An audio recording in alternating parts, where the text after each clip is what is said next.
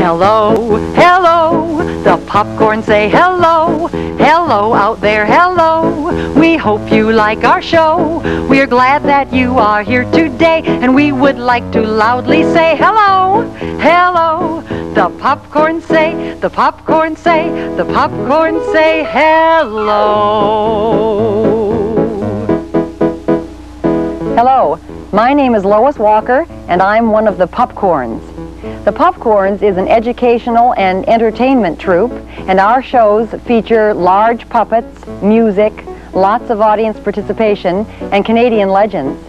Now, over the past year, the Puppcorns have performed for more than 50,000 school-aged children in the Ottawa area. And today, Bowser and I would like to take you on a little visit to a special school, St. Patrick's School in Nepean. Isn't that right, Bowser? Ah. I'm sorry. Oh, here I am. I'm sorry. I apologize. Well, hello. Hello. The Puppcorns say hello. Hello down there. Hello. We hope you like our show. We're glad that you are here today, and we would like to loudly say hello. Hello. The Puppcorns say hello. Oh my gracious, I'm sorry for being late.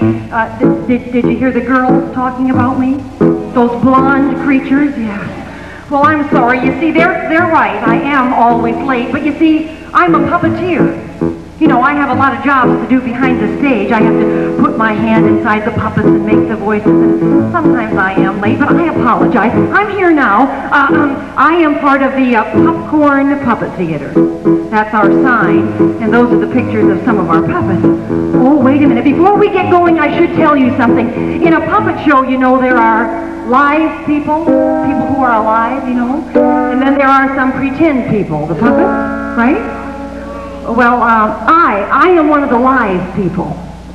You knew that. Did you know that? She knew that, okay. I'm a live person. And then we have on the piano here my husband, Herb. We don't know whether Herb is alive or not. We're not sure. What do you think?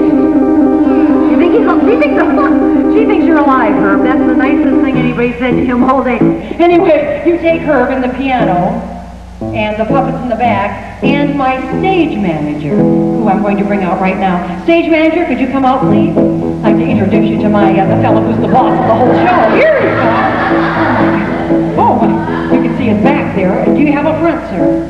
Ah, this is Jamie. He's my stage manager, and he is 26 years old. Oh, that can't be right. How old are you? 4. 4? Oh. Well, aren't you going to have a birthday soon? When is it?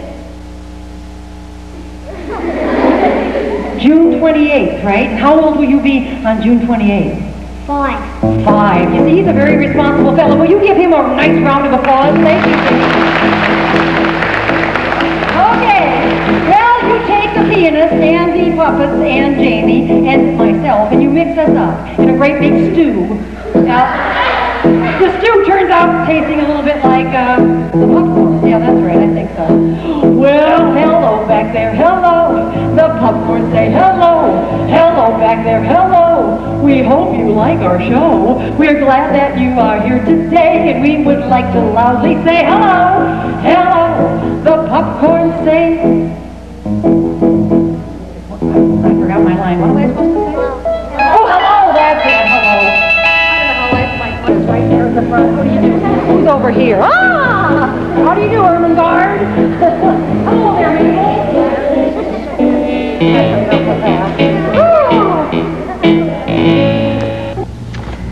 Now, Lois, what inspired you to create the Puppcorns? What inspired me? It was really an accident, so I can't really claim an inspiration. A friend of mine and I were asked to get to a puppet show together for a nursery school. We both belonged to the same co-op nursery school in the West End, and we looked around for a show and couldn't find anybody who was willing to come in for the price. And so I went back to the board of directors at the school and said, well, I'll do it. I have a theater degree. I think I can do a puppet show. Would you be interested in having me do it? And they said, sure. I did it for free, so the price was right. And that started us out. Okay, when you began in May, did you ever have any idea that you received such an overwhelming response? No, it's still it's still, it's fun, but it's tiring. You know, we're so busy now. We have so many dates that we're overwhelmed. No, we didn't. We had no idea. We started out as a nursery school entertainment, and we've grown into almost a full-time business at this point. Yeah. Now, where possible, you like to use Canadian folklore or Canadian stories, I understand. Is it hard to find suitable stories? No. Suitable Canadian stories? No, there are a whole raft of legends that are very suitable and lots of fun and are very adventurous. The librarians tell us that children don't take these out of the library very much because they're involved. The names are strange, Kiviak, Glooscap, things like this. But when we dramatize them and we get children out of the audience to help tell them, they come alive and they're very exciting. Here he comes. Now the giant raised his icy fingers into the air. Wait a minute, I know we have icy fingers in here. So there they are. Right. And he cast a spell on all the mountains and the valleys. Then he breathed his icy breath over the trees and the flowers, and everything turned to ice and snow. Are you feeling cold? No. This is Peter, is that right, Peter? Peter is going to stand right here, and he is going to be a prickle tree.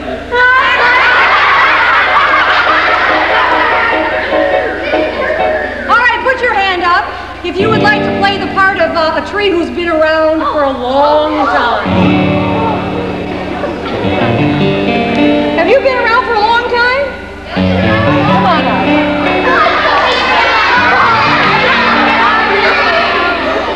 Michelle has been growing for so long in the forest that she's gotten very wide.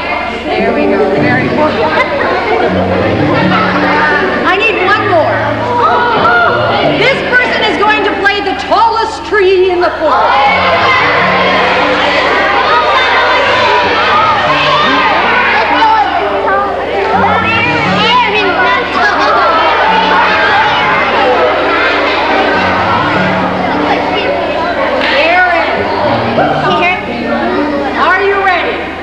He began to climb, and he climbed.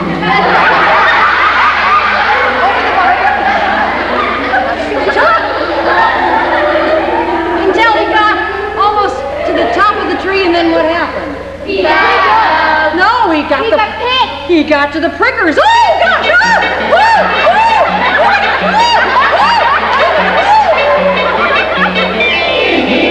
Bleeding and miserable, he climbed on down the prickers. That wasn't a good tree, was it? Then he looked around and he saw a wise old tree. Oh, I think I could find the moon if I could get to the top of that tree, he said. So he started to climb, and he climbed. But as he got up into the tree, he noticed that the branches of the trees had been growing for years and had intertwined to make tunnels. He couldn't figure out which tunnel to take to get to the top, so he tried the first one he came to. Oh, gosh! That didn't work, so he went around. That wasn't working either, so he went to the other side. One more try. Well, very dejectedly, Glooscap climbed on down the wise old tree. He was just about ready to give up when he turned and saw the tallest tree in the forest.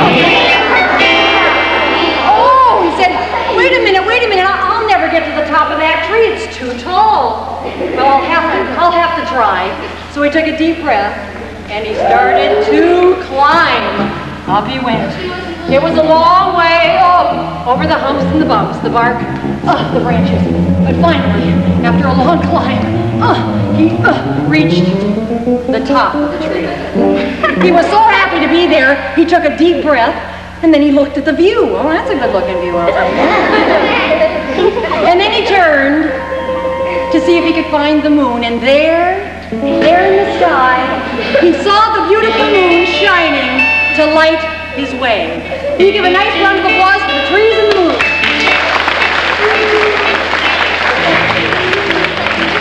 Perhaps we could discuss some of your favorite puppets. You have this raven with you right here, if I can pick it up. I put that one over by you because I thought maybe you'd like to model it. Would you like to try that? Sure, if you could teach me how. Do I have to stand up or? Whatever you want. This is a hockey helmet. I like to say this is my true merging of the arts and the sports, and it fits on the head. Oh, so I wear it on my head? You wear it on your head, I'll right. put it on my head then. On it goes. Okay, and the sticks hanging down, that's right, manipulate the wings, and you flap them, and away you go. You're the Wicked Raven. Is that right? Mm-hmm. Gee, Harold Ballard should get one of this with Toronto Maple Leafs, eh? Better pyramid power. He says, caw, caw. That's interesting. How did you arrive at creating one of these? You know, I don't remember how he came about. I think I must have had an extra hockey helmet, and there he is, you know. We needed a Wicked Raven for one of the Eskimo legends that we do. It's called TVO Magic Journey. And so we decided to make the Raven, and we made him out of a hockey helmet. And usually when we do this show in a school, a teacher is the Wicked Raven. Right. And usually the kids choose the teacher who's going to come up and play the Wicked Raven. So it's quite fun for the teachers and the boys and girls. Well, as Kitty Ox sat there watching the girls. Now, in this particular segment that you're seeing, we are watching TVO Magic Journey. The puppet in my hand is TVO, and he is going to be confronted by that awful Wicked Raven. Here she comes. This is a teacher from St. Patrick's School playing the role of the Wicked Raven. TVO is very afraid of this raven, and he certainly has great need to be afraid because the raven is, in the story, going to take TVO's wife, turn her into a beautiful snow goose, and fly her away. So TVO has a problem.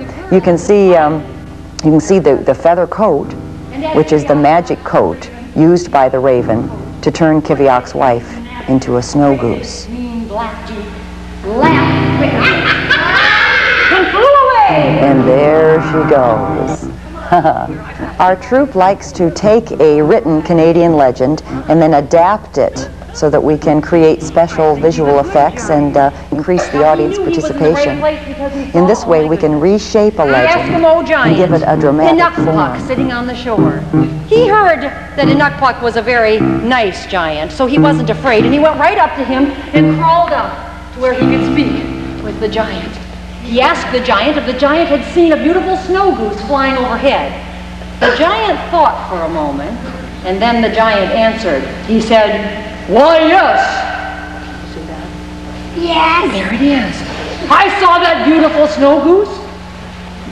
Flying over top of Did you see her flying over top of you? Well, which way did she go? that. Wait a minute, that must be my Congo. Oh my goodness, and you say she went that way? Oh dear, but that way is over the sea. I can't swim that far, and I haven't brought my boat, my kayak. What can I do? Oh, Kiviak worried a lot until the giant came up with an idea. The giant was magical and nice, all in the same package. He put his head into the water in front of him, and he began to blow magic bubbles out of the sea. Are you blowing?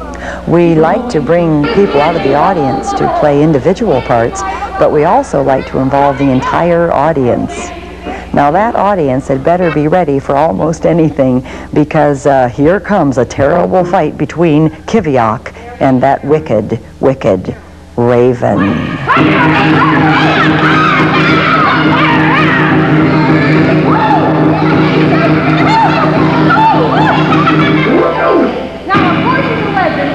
Went on for 2 whole days and 2 whole nights. You don't want what are the main objectives of your troupe?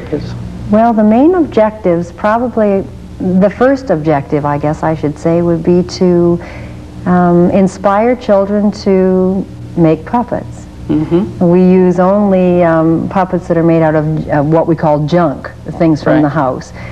So when I make a puppet, I look around in my kitchen and I look in the closets and I try and find old things that aren't being used and I make them into puppets. Right. And we hope that when we do a show, the kids will say, "Hey, that's made out of, that's a broom, you know, or that's a mop. I can make that."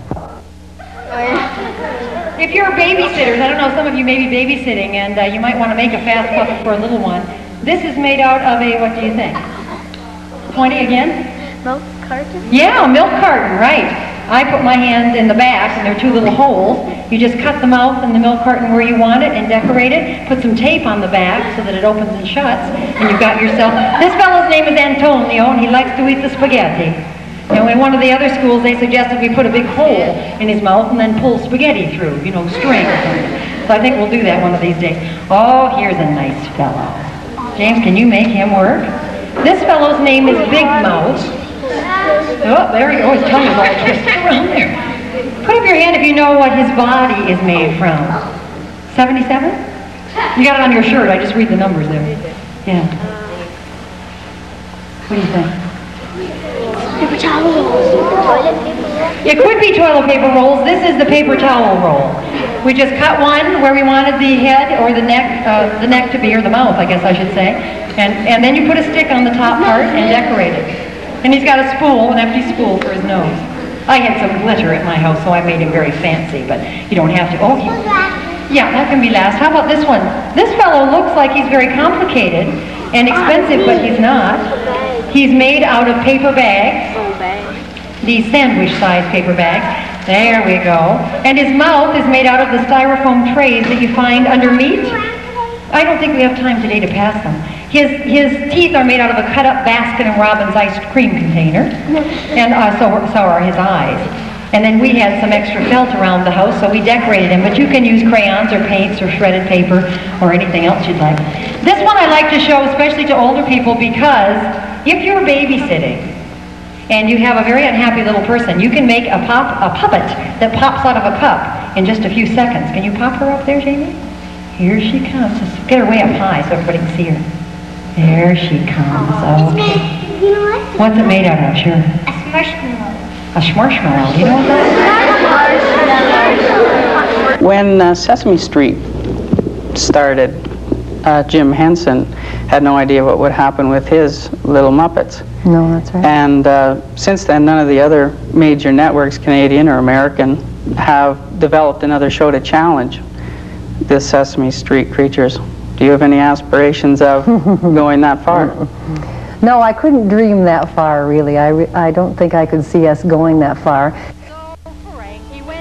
You know, our troupe is so different from the Muppets.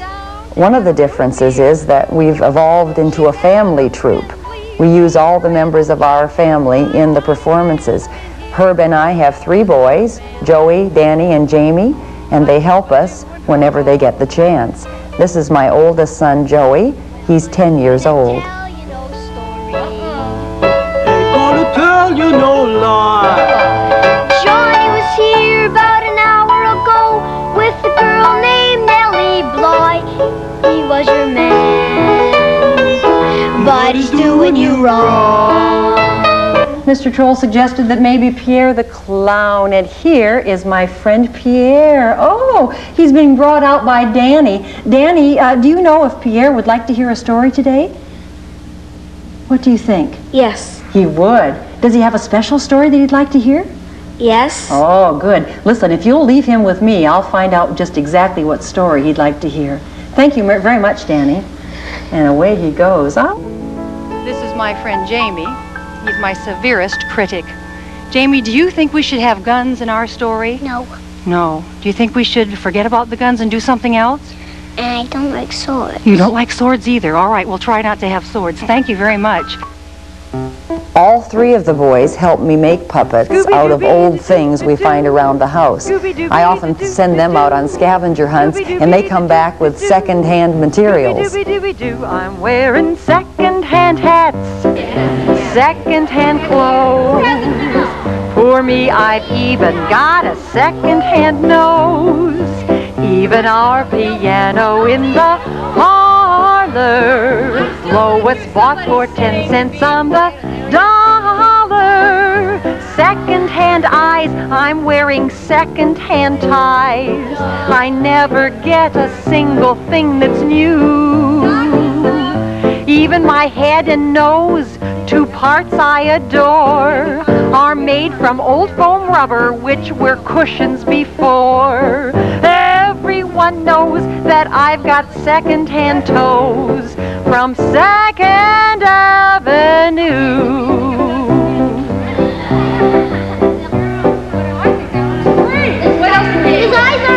I'm wearing second-hand hats, second-hand clothes. Poor me, I've even got a second-hand nose. Even our piano in the parlor, Lois bought for 10 cents on the dollar. Second-hand eyes, I'm wearing second-hand ties. I never get a single thing that's new. Even my head and nose, two parts I adore, are made from old foam rubber which were cushions before. Everyone knows that I've got second-hand toes from Second Avenue. Sure, you can thank me standing right here. Hi, Doug. How you doing? You want to shake my hand? Hey, he's a good shaker, yeah. Thanks for helping me. I never would have gotten it together without you. That's for sure, Alfred. Give Doug a nice round of applause.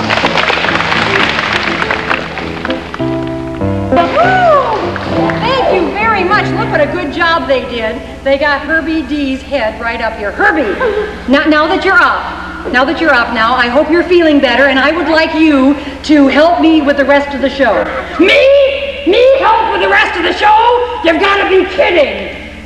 No, I'm not kidding. I thought maybe you could cooperate for a change and help me. Well, okay, what do you want me to do? I thought maybe you could choose the legend or the story that we're going to act out today. Okay, hey, yeah, I know a legend I'd love to hear. Well, what is it, Herbie? Go on. It's a legend about Indians. Indians? Do you like legends about Indians? Yes, sir, you're my baby. No, sir, I don't mean maybe. Yes, sir, you're my baby now. Yes, sir, you're my baby. No, sir, I don't mean maybe.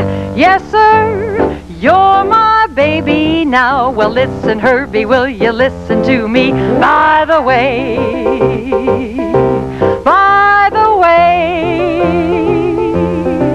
even when you're grown up, I'll say, oh, ho, ho, yes, sir, you're my baby. No, sir, I don't mean maybe. Yes, sir, you're my baby now. Well, listen, Herbie, listen to me. Even when you're 50, I will think you're nifty. You'll still be my baby even when you're 80, 'cause you are my baby now.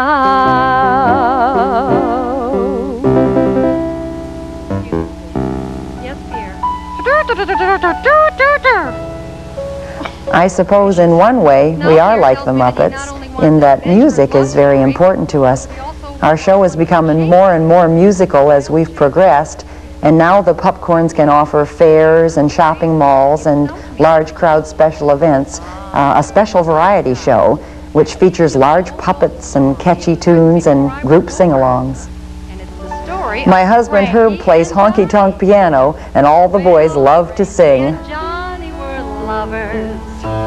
Oh, Lordy, how they could love. Well, they swore to be true to each other, true as the stars above. He was her man, that handsome Johnny, but he was doing her wrong. Oh, dear, I'm sorry. Could we stop the music for a moment? The problem that I'm having is that I'm not sure exactly who Frankie is and who Johnny is. I don't know which one is the girl and which one is the boy, and it's very difficult to tell the story without that information. I guess the only way to solve that problem is to call up the puppets who are going to be playing the parts and find out which part they're playing. I'll call up Mopsy first. Mopsy, could you come on stage for a moment? Oh, here she is. This is my friend Mopsy. Mopsy is a Puppcorn from the Puppet Theater. How are you today, Mopsy? You look pretty good. Mopsy, are you playing the role of Johnny in this story? No, all right. Then you must be playing the role of Frankie. Ah, all right. I've got that straightened out. Frankie, then, is the girl. Broom Boy, are you around somewhere? Here's my friend Broom Boy. He's also a Puppcorn. How are you today, Broom Boy? You look very nice. Are you by chance playing the role of Johnny in this show? All right, I've got it straightened out. Johnny is the dapper and handsome young man, and Frankie is the beautiful mop-haired girl. We can go on with the story now. So, Johnny said, I've got to leave you, dear, but I won't be gone very long.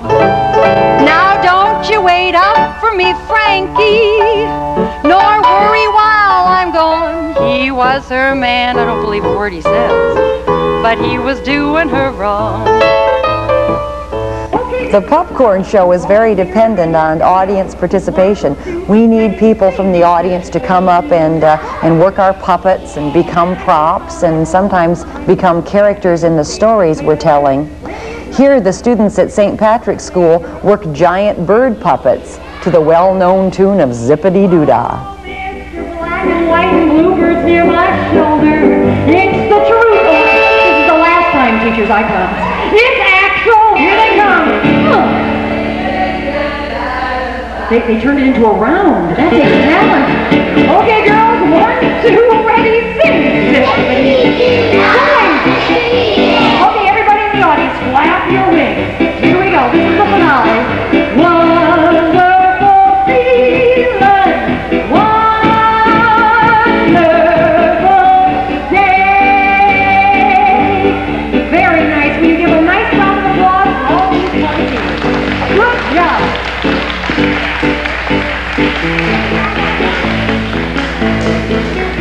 Is there any one performance that sticks in your mind for any one reason? As the most exciting? Yeah. Oh, gracious. You know, some little fellow, I think in grade, I shouldn't call them little, in grade 3, this was grade 3 or 4, asked me if what important shows we'd done, and he was wanting us to talk about the Prime Minister's residence and the Governor General's and the Trudeau boys. And I told him that we had done those, but I said, you know, if it's your birthday, it's important. It doesn't matter what your name is, it's still important. And we've done, in that sense, many, many important shows. Right. We've done birthday parties all over the city, and if you're 4 years old, that's a big day for you. So I said, I think they're all pretty important.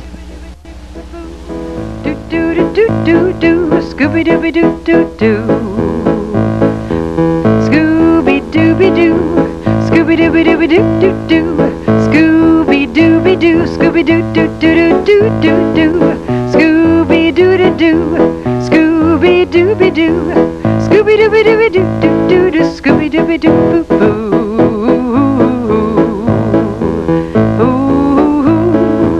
Scooby-Dooby-Dooby-Doo-doo-doo. Scooby-Dooby-Dooby-Doo-doo-doo.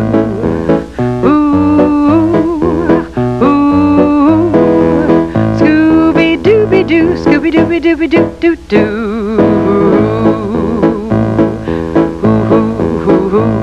Goodbye, goodbye, we hate to say goodbye, goodbye, goodbye. Oh, come on now, don't you cry, 'cause we have had such fun today, and we would like to loudly say goodbye, goodbye. The Puppcorns say goodbye. Well, goodbye, goodbye. The Puppcorns say goodbye, goodbye, goodbye. We hate to say goodbye, 'cause we have had such fun today, and we would like to loudly say goodbye, goodbye. The Puppcorns say goodbye. Well, goodbye, goodbye. The Puppcorns say goodbye, goodbye, goodbye. The Puppcorns say goodbye, goodbye, goodbye. The Puppcorns say goodbye, goodbye, goodbye, goodbye.